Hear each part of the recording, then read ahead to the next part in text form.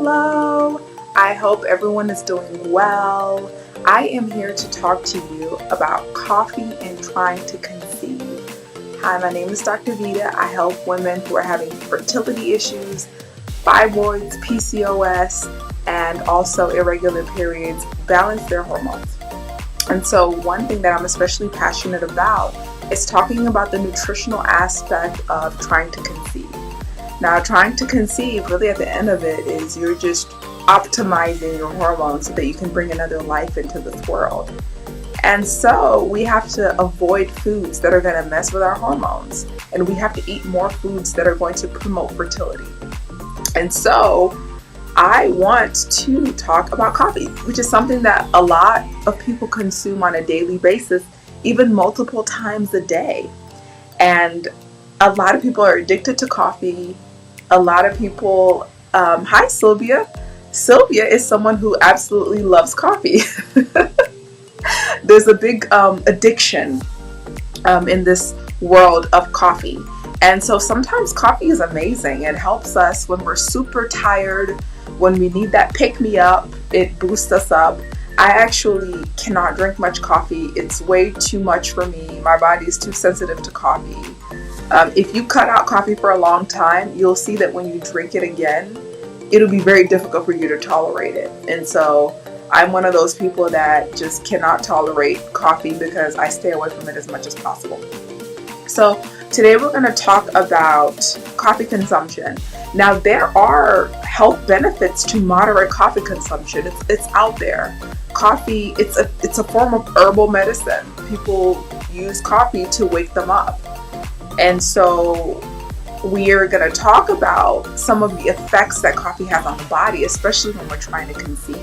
And I hope I can convince you that coffee is terrible if you're trying to have a baby.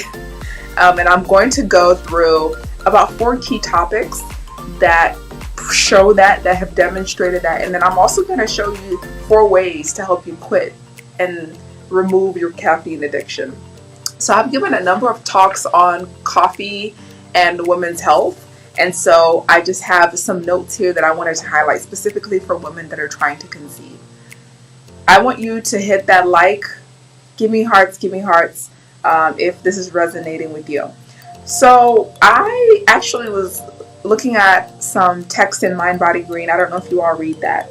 And it reminded me of a study that was published in 2016 in a journal called Fertility and Sterility.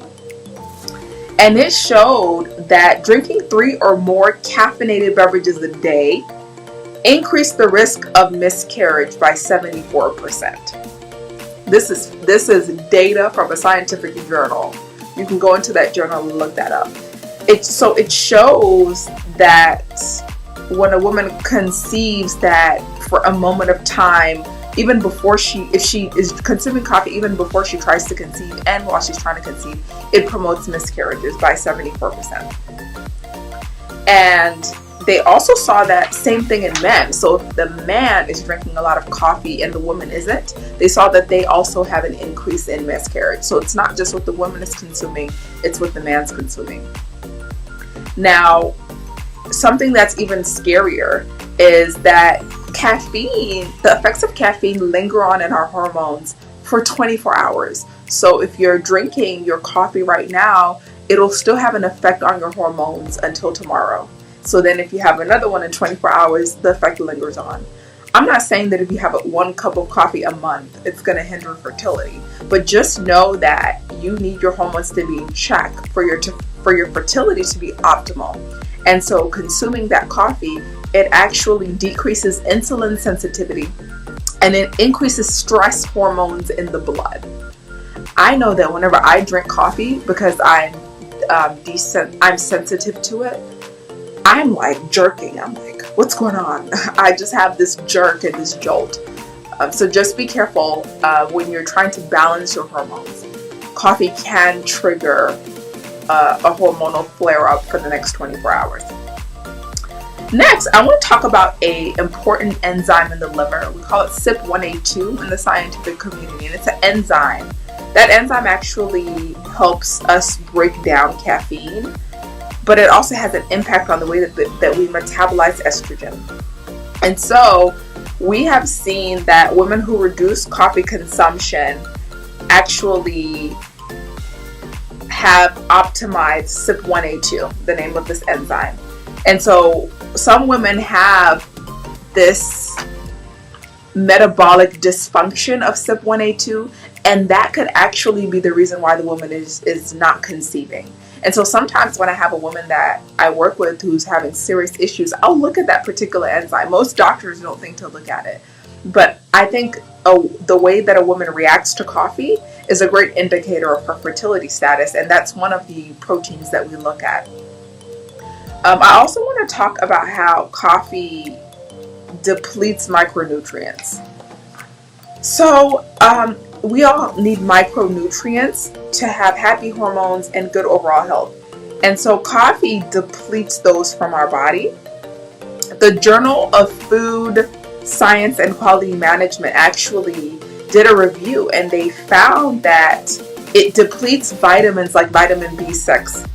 And this interferes with nutrient absorption of essential minerals, and that includes calcium, iron, magnesium, and B vitamins.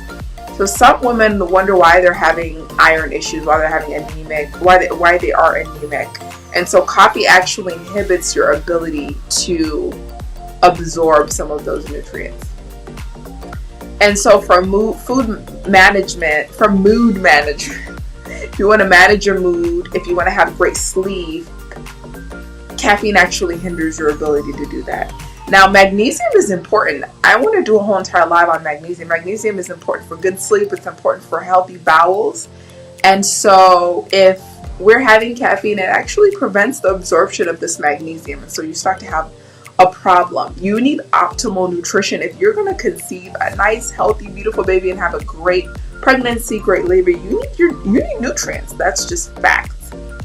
And so if you're having this caffeine that's inhibiting your ability to absorb the nutrients, then you start to run into problems. All right, so I've told you basically eliminate caffeine. How do you do that when you're used to having it every single day? Caffeine is a drug, honey, and it's hard for you to just drop like this because most people are addicted to it. So I'm just going to give you 4 quick steps for you to gradually reduce caffeine consumption. Number 1, whenever you drink your coffee, just stop adding like flavored syrups, sugar, and cream to your coffee. Just drink the thing like that. Number 2, switch to a smaller cup of coffee. So take a shot of espresso instead of drinking an entire thing of coffee. Then, number 3, start to remove the amount of caffeine. So do half decaf, half full caffeinated coffee. This worked for me. I can't say that I was completely addicted, but I started to incorporate more decaffeinated coffee because there was a time in my life, especially when I was in school, when I relied a little bit on caffeine, which led to a whole hormonal disaster. So the last tip that I can give you is to eat. Stop depending on caffeine to give you that energy that you need. Eat good food. If you eat a good meal, you'll get the energy that you need to make it through the day.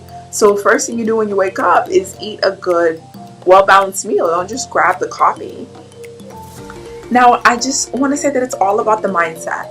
So for those of you that are preparing your body to get pregnant, which a good bit of you are, you're doing the work now so that you won't have the issues later. Take these things seriously. Be careful with what you eat. Be careful what goes on your body. Put in that good old work. Now, your hormones need to be balanced. If you are going into trying to have a baby and you have a hormonal imbalance, please stop. Please stop. I want to save you the heartache. I want to save you the pain. I want to save you the future troubles. We want your baby to come into this world healthy. We want you to have a healthy pregnancy. We want you to have a healthy postpartum experience. We don't want you to now have your baby and then the postpartum depression is out of control and you feel like killing yourself. So do the work ahead of time. Pay attention to my YouTube channel. I have a whole plethora of videos on there that talk about hormonal imbalances. So take advantage of that. Okay. I'm here for you on your journey. If you need me, I am 1 p.m. away. I love you all, you wonderful fertile mamas. Have a great weekend.